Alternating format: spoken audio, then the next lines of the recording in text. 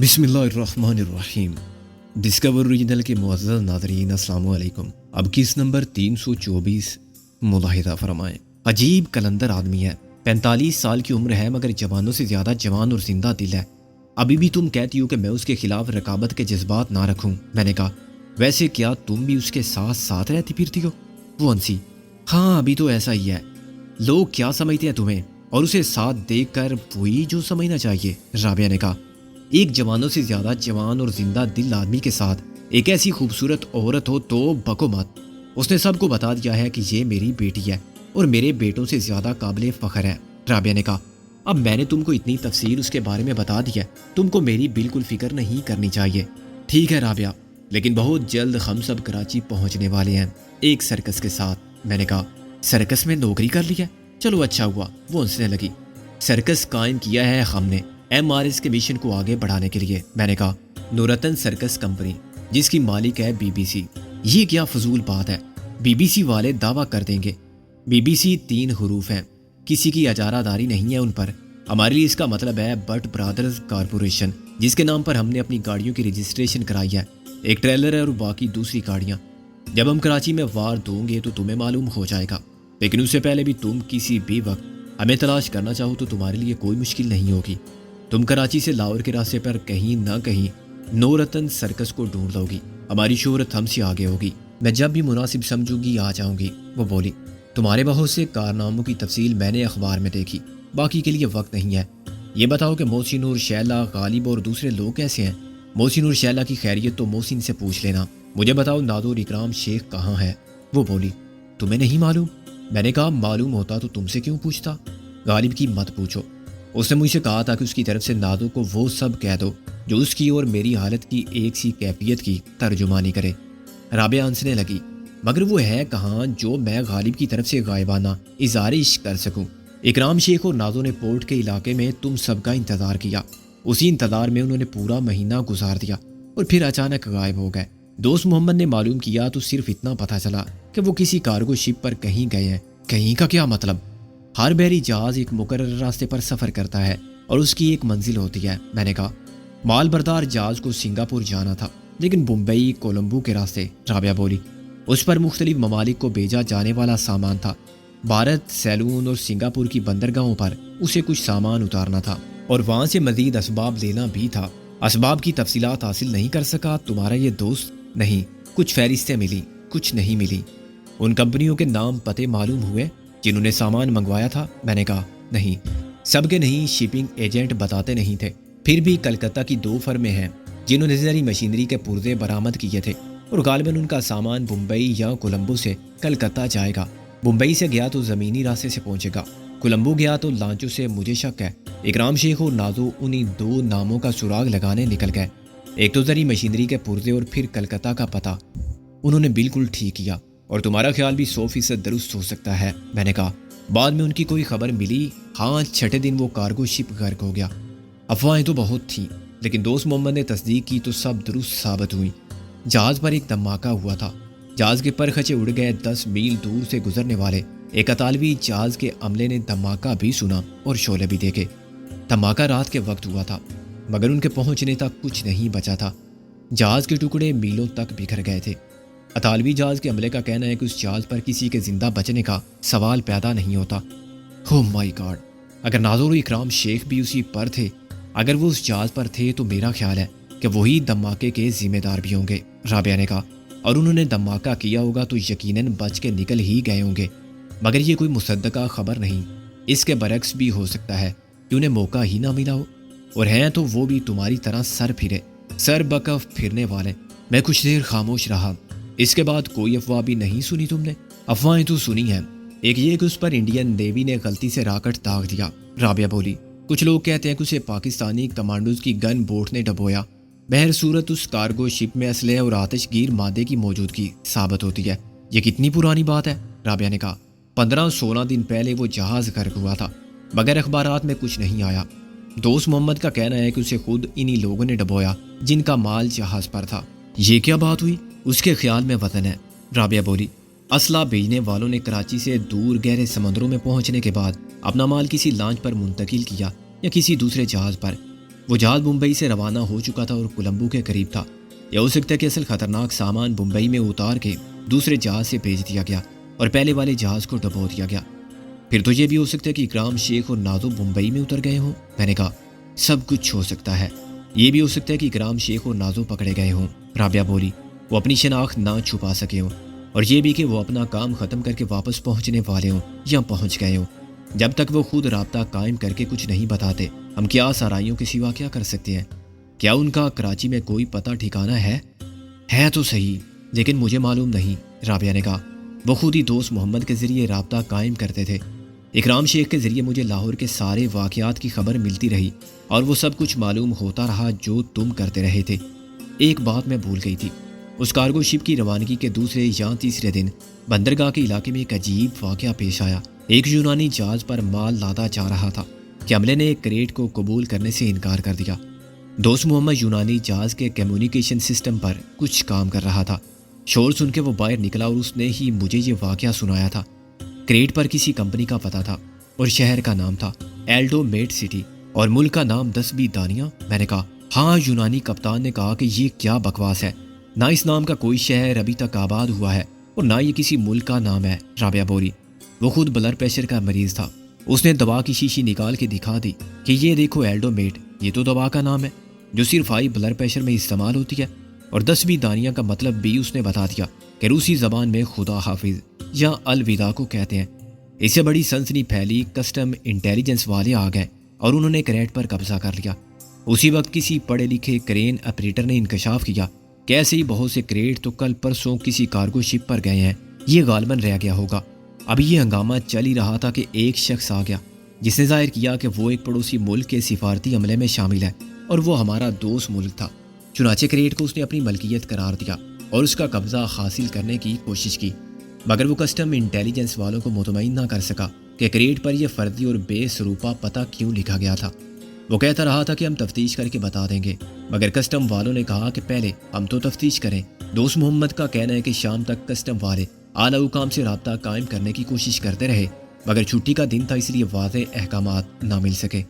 Custom والوں کو کچھ ٹیلی فون بھی ملے کہ سفارتی عملے کے اس رکن کو چھوڑ دیا جائے اور اس کا سامان بھی دے دیا جائے، مگر تصدیق پر وہ فون بھی بوگس ثابت ہوئے۔ اس نے شکوک میں اضافہ کیا اور کسٹم انٹیلیجنس والوں نے اس شخص کو جانے نہیں دیا۔ اس کی موجودگی میں کریٹ کھولا گیا تو اس میں سے خطرناک قسم کا اسلحہ برآمد ہوا، ڈائنامائٹ، TNT، آتش گیر بم اور ڈیٹونیٹر بارودی سرنگیں جو زیر زمین اور سمندروں میں بچھائی جاتی ہیں، اور یہ معاملہ فوراً ملٹری انٹیلیجنس تک پہنچایا گیا۔ دوست محمد کو صرف اتنا ہی معلوم ہوا کہ اس جعلی ڈپلومیٹ نے تفتیش کا آغاز ہونے سے قبل ہی خودکشی کر لی۔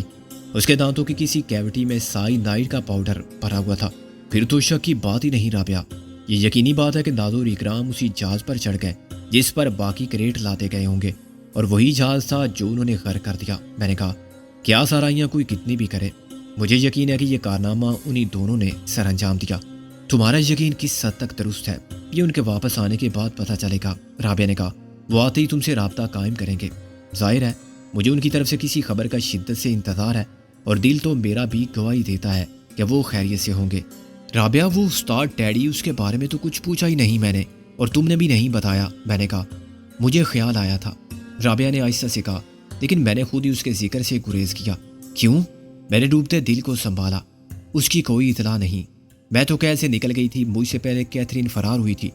ہاں مگر وہ تو قید حیات سے ہی چھوٹ گئی۔ کیا کیتھرین مر گئی؟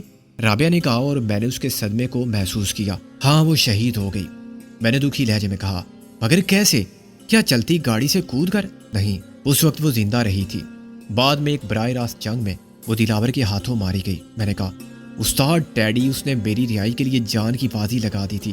اس نے کہا تھا کہ رابعہ باجی آپ چاہو میری خیر ہے، اور حالات ایسے تھے سکندر کہ اس کا جرم ثابت ہو گیا ہوگا۔ وہ میرے کپڑے پہن کے میری جگہ لیٹ کیا تھا، اور اس نے مجھے چابی دے کر کہا تھا کہ جاتے ہوئے میں باہر سے تالا لگا جاؤں۔ اس نے مجھے مجبور کر دیا تھا۔ وہ خود کروٹ لیے پڑا رہا، اور پیچھے سے دیکھنے پر میرے کپڑوں میں وہ بالکل میری طرح لگتا تھا۔ وہ خود ایک محافظ کو قتل کر کے اس کی وردی پہن کے آیا تھا، وہی وردی میں نے پہنی، پھر میں نکل گئی۔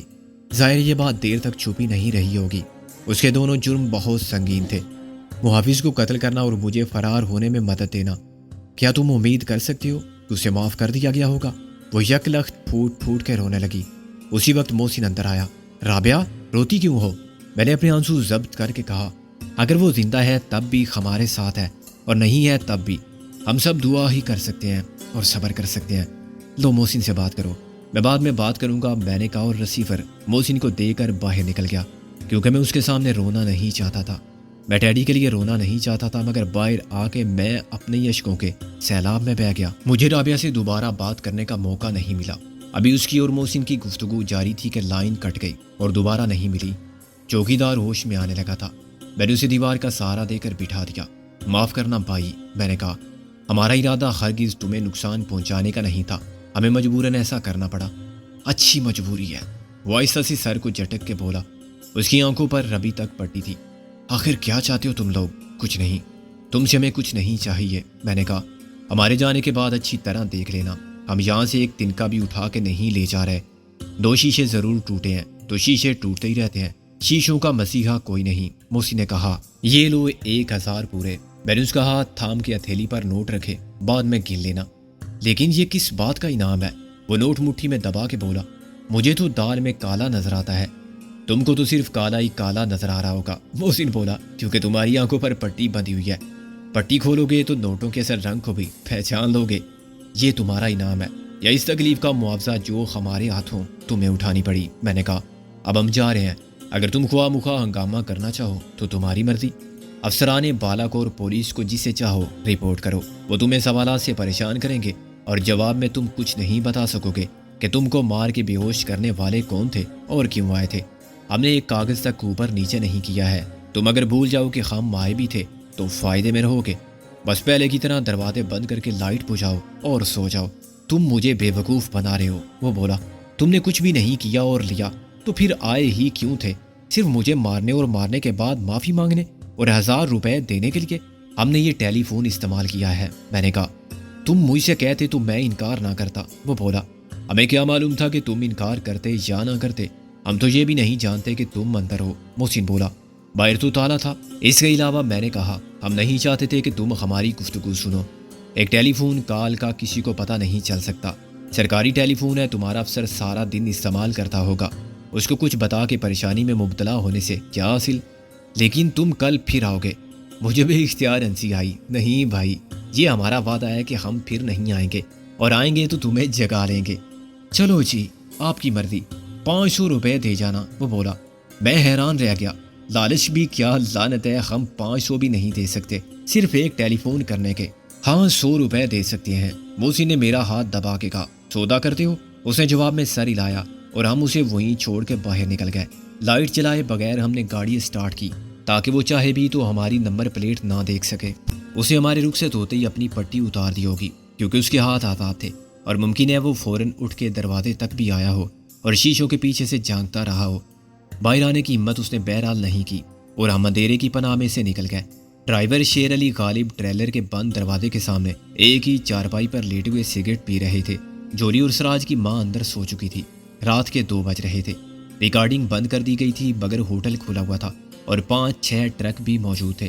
اوسن اتنے ٹرک وہاں ہر آدھے گھنٹے میں آ جاتے تھے اور انہی کی آمد و رفت سے شاندار ہوٹل اینڈ ریسٹورنٹ کی رونق برقرار تھی، اور انہی سے شان پاکستان گیراج کا پروپرائٹر رات بھر مصروف رہتا تھا۔ وہ جس ٹرک کو چیک کرتا ہوگا اس میں کوئی نہ کوئی نقص ضرور نکال دیتا ہوگا۔ اچھا میکینک کس قسم کے نقص نکالنے میں ماہر ہوتے ہیں جن کا وجود نہ ہو یا کسی کو پتہ نہ ہو۔ میں نے شیر علی سے کہا، دوست چائے تو پلواؤ اور خود بھی پیو، محسن بولا۔ مجھے تو پہلے ہی نیند آ رہی ہے، چائے پی کے تو ساری رات جاگتا رہوں گا، وہ بولا اور کھڑا ہو گیا۔ ہاں بھائی، یہ عمر ہی ایسی ہوتی ہے، محسن آپ بھر کے بولا۔ راتوں کو نیند نہیں آتی، دن میں تارے نظر آتے ہیں، شیر علی ہنسنے لگا۔ دراصل نئی جگہ ہے، ماحول بدل جائے تو ایسا ہوتا ہے، کسی کی یاد میں جاگنا بھی کوئی بری بات تو نہیں، غالب نے کہا۔ اب ہمیں ہی دیکھ لو، ہم سب غم میں راتوں کو جاگ کے الو ہو گئے ہیں۔ جب شیر علی چلا گیا تو غالب نے کہا، میں شیر علی سے اس سوانح حیات کے دلچسپ اور سنسنی خیز اقتباسات سن رہا تھا، اور میں اس نتیجے پر پہنچا ہوں کہ ہم ہوئے، تم ہوئے، میئر ہوئے، جادہ وفا اور رائے حق و صداقت پر چلنے والوں اور ایمان سلامت رکھتے ہوئے صراط مستقیم پر سفر کرنے والوں کی سرگزشت ایک ہی ہوتی ہے۔ اچھا، کیا شیر علی بھی گردش روزگار کا شکار ہے؟ محسن بولا۔ مشکل اردو غالب نے بھی چھوڑ دی تھی، غالب نے کہا۔ ایسے الفاظ بولو گے تو اپنے ساتھ ایک تشریح کرنے والا بھی رکھنا پڑے گا۔ شیر علی بھی خم میں سے ایک ہے، اس کی زندگی بھی ایسی ہی آزمائشوں کی کہانی ہے جو ہم نے برداشت کی ہیں۔ بہت صاحب کمال شخص ہے، بولتا کچھ نہیں اور بتاتا کچھ نہیں، مگر بے حد ذہین اور پڑھا لکھا آدمی ہے۔ ہر BA پاس پڑھا لکھا نہیں ہوتا۔ شیر علی کی تعلیم کا ڈگری سے کوئی تعلق نہیں۔ پہلے میں نے اسے اپنی سنائی۔ MRS کے حوالے کے بغیر بھی میری آٹو بایوگرامی بے حد سبق آموز ہے۔ اس نے بڑی دلچسپی سے سنی۔ میرے والدین کیا تھے اور میں کیا تھا، یہ نہیں بتایا کہ اب کیا ہوں، یہ وہ دیکھ سکتا ہے، اسے عقل کا اندھا مت سمجھو، غالب بولا۔ حیرت کا مقام یہ ہے دوستوں کی ایک قوت ہے جو ہم جیسوں کو اکٹھا کرنے کے لیے سرگرم عمل ہے۔ کوئی نادیدہ ہاتھ ایک سے دل اور ایک سے دماغ، ایک جیسے ماضی، حال اور مستقبل کے حوالے رکھنے والوں کو گھیر کر ایک مرکز پر لا رہا ہے، اکٹھا کر رہا ہے۔ کیا ہم شیر علی کے سامنے بات کر سکتے ہیں؟ میں نے کہا۔ وہ چائے لے کر آ رہا ہے۔ میرے خیال میں تو کوئی خرچ نہیں، غالب نے کہا۔ موسی نے نفی میں ساری لایا۔ احتیاط بہتر ہے ابھی، برتن وہ خود لے جائے گا، شیر علی نے کہا۔ اب آپ لوگ باتیں کریں، میں سونے کی کوشش کرتا ہوں۔ اچھا تو تم یہ چارپائی اٹھا کے اتنی دور لے جاؤ کہ ہماری بک بک کی آواز تمہارے کانوں تک نہ پہنچے، محسن بولا۔ میں نیچے دری بچھا کے سو جاؤں گا۔ نہیں بھائی، یہ کھلی زمین ہے اور وہ بھی غیر آباد کیڑے مکوڑے سونے نہیں دیں گے، میں نے کہا۔ ہم تو جاگ رہے ہیں، سونا ہوگا تو اندر جا کے سو جائیں گے۔ شیر علی ہماری اصرار پر چارپائی اٹھا کے لے گیا تو میں نے غالب کو رابعہ سے ہونے والی گفتگو کا احوال سنایا، اور محسن نے بھی توجہ سے سنا، کیونکہ جب میں اور رابعہ بات کر رہے تھے تو اس نے یک طرفہ گفتگو سنی تھی، اور جب اس کی باری آئی تھی تو اسے زیادہ باتیں کرنے کا موقع نہیں ملا تھا۔ میرا خیال ہے کہ ہمیں پر امید رہنا چاہیے، غالب نے میرے خاموش ہو جانے کے بعد میری اداس صورت دیکھ کر کہا۔ اکرام شیخ اور نازو کے بارے میں تو میں کہہ سکتا ہوں کہ وہ آسانی سے مرنے والے نہیں ہیں، مطلب یہ کہ خودکشی نہیں کر سکتے۔ اگر انہوں نے وہ کارگو شپ کر کیا ہوگا تو خود نہیں ڈوبے ہوں گے، ان کے پاس عقل ہے اور نازو ہے، محسن نے کہا، جو ایک تباہ کن قوت کا نام ہے۔ مجھے اس اور ڈیڈی کا خیال آتا ہے تو میں امید کے فریب سے دل کو تسلی نہیں دے پاتا، میں نے کہا۔ وہ سب سے بچھڑ کے بالکل بے یارو مددگار رہ گیا تھا۔ کیوں یارو؟ کیا وہ اللہ جو ہمارے ساتھ تھا، ہے اور رہے گا؟ غالب نے کہا۔ اس نے ہمارے دوست کو تنہا چھوڑ دیا ہوگا؟ مجھے تو رابعہ کے رویے پر حیرانی ہے، بلکہ تشویش ہے، محسن بولا۔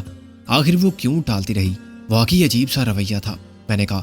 پہلے تو کچھ بتانے پر آمادہ ہی نہ تھی کہ وہ کیوں نہیں آ سکتی، یا ہم کیوں نہیں پہنچ سکتے اس کے پاس۔ ہوگی کوئی وجہ جو وہ بتانا نہیں چاہتی تھی، غالب نے کہا۔ ہمیں بھی نہیں بتانا چاہتی تھی، میں نے خفگی سے کہا۔ ایسی کون سی وجہ ہو سکتی ہے؟ ہو سکتی ہے فرض کرو اس سے ہماری پریشانی بڑھتی ہو، یا رابعہ سمجھتی ہو کہ ہمارا مورال ڈاؤن ہو جائے گا۔ مورال؟ میں نے تلخی سے کہا۔ وہ تو اس کے کچھ نہ بتانے سے بھی ڈاؤن ہی ہے، کون سا اپ ہو گیا ہے؟ یار یہ بے ایمانی ہے، غالب نے کہا۔ کیا تمہیں اطمینان حاصل نہیں ہوا یہ جان کر کے وہ خیریت سے ہے؟ یہ میں فرض کر سکتا ہوں، مگر خود اس نے تو اس کے برعکس ہی ثابت کیا، میں نے کہا۔ وہ خیریت سے ہوتی تو کسی مجبوری کی بات نہ کرتی، پھر بھی پہلے جب اس کی طرف سے کوئی اطلاع نہیں تھی، کوئی رابطے کی صورت تک نہ تھی خوابوں کے سوا، اور وہ بھی صرف تم دیکھ سکتے تھے، برادرم سکندر بخت۔ غالب نے مجھے ڈانٹنا شروع کیا۔ آج تم اسے تقریباً مل آئے ہو، لوگ خط کو نصف ملاقات کہتے ہیں، یہ تو کچھ نصف سے زیادہ ہی ملاقات تھی کہ تم نے اس کی آواز سنی۔ کیا اس کی آواز سے پتہ چلتا تھا کہ وہ مجبور ہے؟ ہاں، ایسا لگتا تھا جیسے کسی نے اسے مجبور کیا ہوا ہے، میں نے کہا۔ وہ آزاد ہوتے ہوئے بھی آزادی کے احساس سے محروم تھی۔ اس کا لہجہ اسیر تھا، مگر وہ مجھے یقین دلانا چاہتی تھی کہ ایسا نہیں ہے۔ وہ ہنس بھی رہی تھی، مگر میں اس کی ہنسی کے ہر رنگ کو پہچانتا ہوں۔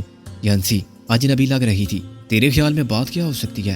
موسی نے پوچھا۔ میرا خیال ہے، میں نے سوچ کر کہا، کہ دلاور اینڈ کمپنی نے اسے ایک موقع فراہم کیا، بالفاظ دیگر خم پر واضح کیا کہ قیدیوں کا تبادلہ ممکن ہے۔ انہوں نے رابعہ کے زندہ اور خیریت سے ہونے کا یقین صرف اس لیے دلا دیا کہ سراج کی ماں کو واپس لیا جائے۔ دلاور کا اس میں دخل نہیں رہا۔ عاشق کے مرنے کے بعد اس پر کوئی دباؤ نہیں، مگر سراج یقیناً پریشان ہوگا۔ دنیا میں اگر وہ کسی سے محبت کرتا ہے یا کسی کی پرواہ کرتا ہے تو وہ اس کی ماں ہے، اور اس نے کراچی میں کوئی ایسا انتظام کیا کہ رابعہ خود دادانہ طور پر مجھ سے بات کر سکے، مگر وہ بدستور قید میں ہے۔ موسی نے اقرار میں ساری لایا۔ میں کچھ قائل ہوا، تقریباً 20%۔ اب یہ نہیں معلوم کہ انہوں نے کس طرح رابعہ کو مجبور کیا کہ وہ اپنے رویے سے سب ٹھیک ہے کا اظہار کرے، میں نے کہا۔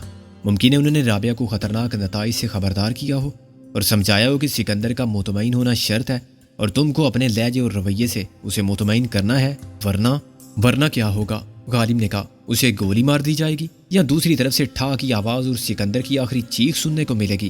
فضول بلکہ واہیات۔ کیا واہیات؟ میں نے گرم ہو کر کہا۔ یہ مفروضہ، تمہاری خیال آرائی تم کنوتی ہونے پر آمادہ ہو تو تمہیں کون روک سکتا ہے؟ مگر رابعہ سے اس قسم کی اداکاری نہیں کرائی جا سکتی۔ غالب بولا، یار وہ بڑے خبیث لوگ ہیں، ڈرامے باز۔ میں نے کہا، انہوں نے تو ہمیں ایک دوسرے کی انتقال کر جانے کی خبر بھی بڑی مصدقہ انداز میں سنا دی تھی۔ کیتھرین کو مرنے سے پہلے مار دیا تھا اور یقین دلا دیا تھا کہ جولی ہاسپٹل میں چل بسی، اور شیلا نے اسے اپنا گردہ دیا تھا تو وہ بھی نہیں رہی تھی۔ کیا وہ سب جھوٹ نہیں تھا جسے ہم نے سچ مان لیا تھا؟ اور پھر وہ ڈرامہ جو رابعہ کے ساتھ کیا گیا تھا، اس پر تشدد اور نتیجے میں موت واقع ہونے کا، جس نے مجھے پاگل کر دیا تھا۔ کیا رابعہ سے نہیں کہہ سکتے تھے کہ تمہیں چھوڑنا تو ممکن نہیں، مگر سکندر سے بات کر لو کیونکہ وہ مرنے والا ہے؟ یہ بات ہوتی تو میں نہ بتا دیتا اسے، یا وہ نہ تاڑ جاتی میرے لہجے سے؟ موسی نے کہا، تمہارے بارے میں وہ مجھ سے سوال نہ کرتی اور تم بستر مرگ سے بات کر رہے ہوتے تو یوں کرتے؟ یار تم سب تصویر کا روشن رخ دیکھنے پر مصر ہو۔ میں نے کہا، اگر کوئی رابعہ کو یقین دلا دے کہ سکندر کو کینسر ہو گیا ہے، مگر یہ بات اسے معلوم نہیں کہ اس کی زندگی کے 2-4 مہینے ہی رہ گئے ہیں، تو میرا رویہ کیا ہوگا اور رابعہ کا کیا ہوگا؟ ایسا ہی؟ میں ایک دم 50% قائل ہوا۔ محسن بولا، مگر رابعہ وکیل ہے، اسے آسانی سے قائل نہیں کیا جا سکتا۔ رابعہ پہلے ایک عورت ہے، ایک پاگل عورت، ہم سے زیادہ پاگل۔ میں نے کہا، پاگل نہ ہوتی تو آج بھی بہت بڑی وکیل ہوتی، مگر اس نے تو سب کچھ گنوا دیا اپنے پاگل پن میں۔ پوائنٹ نوٹ کیا میں نے۔ آپ نے رابعہ کو اس لیے پاگل قرار دیا کہ وہ آپ سے محبت کرتی ہے۔ محسن بولا، ارے بابا ہم سب پاگل ہیں، محبت کا ایک روپ تو نہیں ہوتا۔ میں تو یہ بتانا چاہتا ہوں کہ وکیل ہو یا جج، جذبات اس کی سوچ کو کمزور اور غیر منطقی کر سکتے ہیں۔ میں نے کہا، اور وہ بہت ہوشیار شکاری ہیں۔ انہوں نے رابعہ کو لاہور کے کسی ڈاکٹر کی رپورٹ، کسی ریڈیالوجسٹ کی رپورٹ اور پیتھالوجسٹ کی رپورٹ دکھا دی ہوگی، شاید اسے براہ راست بات بھی کرا دی ہو، اور ان رپورٹوں پر میرا نام اور میرے مرض کی نوعیت سب کچھ ہو۔ کیا رابعہ کہے گی کہ تم جھوٹے ہو؟ بالکل کہے گی، 100% کہے گی۔ غالب نے ہوا میں مکہ مارا۔ ہاں، مگر بعد میں خوف اسے مغلوب کرے گا اور وہ مانے گی، دل آدمی کو شکست دیتا ہے۔ میں نے کہا، اور میں تو بات کر رہا ہوں کہ رابعہ کو قائل کرنے کا یہ ایک طریقہ ہو سکتا ہے، ایسے بہت سے طریقے آتے ہوں گے انہیں، ورنہ کیا تو کہہ کہ بیک وقت آزادی اور مجبوری کا ذکر کرنے کی میں اس سے کب تک بحث کرتا اور کیا سارا وقت اسی میں گزار دیتا؟ میں 75% قائل ہوا۔ محسن بولا، مگر ایک آخری بات جو شک میں ڈالتی ہے وہ ہے رابعہ کی گفتگو۔ اگر وہ مجبور ہوتی تو اتنی بہت سی باتیں نہ بتاتی۔ اگر اسے قید خانے میں مشروط طور پر موقع فراہم کیا گیا ہوتا تو وہ فون پر اتنی آزادی سے وہ سب نہ بتاتی کہ اس نے نازو اور اکرام شیخ کے بارے میں بتایا۔ کیا اسے خیال نہیں آیا ہوگا کہ وہ بالکل آزاد اور محفوظ نہیں ہے؟ اس کی گفتگو شکاری بھی تو سن سکتے ہیں۔ اس کے علاوہ دوست محمد کا کردار کیا اس کے ذہن کی اختراع تھی؟ اور ایسا تھا تو تم نے ہر بات کیوں بکتی؟ یارو ان مفروضات پر دماغ خراب کیوں کرتے ہو؟ رابعہ سے بات ہو گئی، سب کی خیریت مل گئی، آج کے لیے اتنا کافی ہے۔ غالب نے جھنجھلا کر کہا، اب حقیقت کیا ہے یہ کل معلوم ہو جائے گا، ہم کوشش کریں گے معلوم کرنے کی۔ میں اس شخص کو تلاش کروں گا، دوست محمد کو۔ میں نے کہا، وہ فون نمبر تو ہے نا ہمارے پاس؟ میں تو اب سو رہا ہوں، صبح کے 4 بج رہے ہیں، ابھی بہت کام باقی ہیں، آگے جانے سے پہلے سب تیاری کرنی ہے اور بہت سے لوگوں کا انتخاب کرنا ہے، بہت کچھ خریدنا ہے۔ محسن بولا، اور یہ سارا کام جلد از جلد ختم کرنا ہے۔ ہم سارا دن اور اکثر راتوں کو خوار پھرتے ہیں، آرام کے لیے بالکل وقت نہیں نکالتے۔ ایسے کب تک چل سکتا ہے؟ ہم سب کی صحت متاثر ہو رہی ہے، پھر کیا کریں؟ سارے کام چھوڑ کے سوتے ہیں؟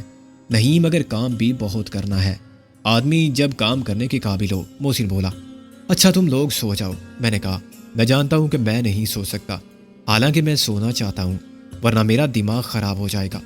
یہ تو میں بھی جانتا ہوں، محسن بولا، اور اسی لیے میں نے یہ گولیاں خرید لی تھی ہاسپٹل سے باہر آ کے۔ خواباور گولیاں بغیر نسخے کے مل گئیں؟ سب ملتا ہے دنیا میں بچہ، مانگ فقیر سے کیا مانگتا ہے، بس دل کا قرار مت مانگنا، وہ اس فقیر کے کشکول میں بھی نہیں ہے۔ محسن بولا، خواباور گولی نے صرف اتنا اثر کیا کہ میں آنکھیں بند کرنے کے قابل ہو گیا، اسے نیم غنودگی بھی نہیں کہا جا سکتا تھا۔ چند سیکنڈ کے لیے نیند کا ایک جھونکا آتا تھا تو رابعہ کی آواز سنائی دینے لگتی تھی، سکندر میں کیا کروں، کیسے آؤں تمہارے پاس؟ میں پہلی بار چونک کے اٹھا اور پھر لیٹ گیا، دوسری بار وہ پھر میرے سامنے آ کھڑی ہوئی، میں آنا چاہتی ہوں سکندر، مجھے بلا لو اپنے پاس۔ تیسری بار اس نے کہا، کیا تم میں ہمت نہیں ہے کہ مجھے تلاش کر سکو، ساری بھول بھلائیوں سے گزر کے مجھ تک پہنچ سکو؟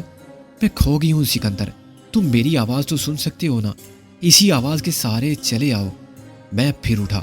محسن اور غالب ٹریلر کے فرش پر بے خبر سوئے پڑے تھے۔ میں نے آہستہ آہستہ محسن کی واسکٹ کی جیب کی طرف ہاتھ بڑھایا۔ محسن نے ایک دم اٹھ بیٹھا اور اس نے میری کلائی پکڑ لی۔ چوری؟ پوری شیشی کھا کے ہمیشہ کے لیے سونا چاہتا ہے؟ میں اس لیے جاگ رہا تھا۔ ایک گولی اور دے مجھے، میں نے کہا۔ ایسے نہ تو میں سونے پر قادر ہوں اور نہ جاگنے پر۔ کیمسٹ نے کہا تھا کہ 2 گولیاں شاید ضرورت میں بے ضرر ہیں، محسن بولا، اور میرے ساتھ اس نے بھی دوسری گولی کھا لی۔ محسن نے غالب کی طرف رشک سے دیکھا، کیسے مزے سے سو رہا ہے۔ اس آدمی کو دل کا سکون حاصل ہے، اس کا عشق بے طلب ہے اور سچا ہے، میں نے کہا۔ کچھ لوگ خوش قسمت ہوتے ہیں، محسن بولا، جذبات کے کنٹرول کا سوئچ رکھتے ہیں۔ آن کیا تو مجسم عشق، آف کیا تو مجسم عقل۔ ناحق ہم مجبوروں پر یہ تہمت ہے مختاری کی۔ غالب نے آنکھیں کھول کے اور ایک ہاتھ پھیلا کے کہا، اس کے نام پر ایک گولی مجھے بھی دے دو، جس کے نام پر مرتے کم ہو مارے زیادہ جاتے ہو۔ محسن بولا، تم کو بھی آج نیند نہیں آ رہی ہے؟ ہاں یارو، آج کچھ درد میرے دل میں سوار ہوتا ہے، غالب نے کہا۔ 3 گھنٹے کے بعد کسی نے مجھے جھنجھوڑنا شروع کیا تو میری نیند اتنی گہری تھی کہ آنکھیں کھولنے اور اٹھ کر بیٹھ جانے کے بعد بھی میں پوری طرح نہیں جاگا تھا۔ یار غضب ہو گیا، اتنی کوشش سے تو مردے بھی اٹھ جاتے ہیں، غالب نے کہا۔ کیا قیامت آ گئی ہے، میں نے جمائی لے کر کہا، جو آپ سورہ اسرافیل کی طرح میرے کان میں چلا رہے ہیں۔ غالب نے ایک لات محسن کے رسید کی، پھر سو گیا تو لاتوں کے بھوت، لا حول ولا قوت الا باللہ۔ محسن ہڑبڑا کے اٹھا، کیا مصیبت ہے یار، کیا وقت ہوا ہے، میں نے پوچھا۔ صرف 7 بجے ہیں، محسن نے احتجاج کرتے ہوئے کہا، اور وہ بھی صبح کے 7۔ یہ بھی کوئی وقت ہے شرفاء کے اٹھنے کا اور یوں اٹھائے جانے کا، میں نے کہا، اور پھر سونے کی کوشش کرنے لگا۔ غالب نے پانی کا ایک گلاس مجھ پر پھینک دیا۔ ایسے نہیں اٹھو گے تو پھر اللہ تمہیں اٹھائے گا، غالب نے کہا۔ یار کیا ہوا ہے، یہ جو آپ پاشی ہو رہی ہے، محسن نے کہا۔ جولی اندر آ کے ہنسی، منہ دھو لیا بھائی، یہ لیں کافی۔ اس نے میرے ہاتھ میں ایک مگ تھما دیا۔ بلیک کافی؟ میں نے حیران ہو کر کہا۔ گرما گرم بلیک کافی، محسن نے کہا۔ ہاؤ از دیٹ جولی، کل جب آپ لوگ گئے ہوئے تھے تو میں نے شیر علی سے کچھ سامان منگوا لیا تھا، جولی نے کہا، اور تیسرا مگ غالب کو تھما دیا۔ اوہ جولی، یو آر این اینجل، میں نے کہا۔ تم فاطمہ بنت عبداللہ ہو، غالب نے کہا۔ جولی کا چہرہ مسرت سے دمکنے لگا۔ وہ کون تھی بھائی؟ وہ مجاہدوں کو میدان جنگ میں پانی پلاتی تھی، غالب بولا، جیسے تم مجاہدوں کو بلیک کافی پلا رہی ہو۔ میں نے تائید میں ساری لایا۔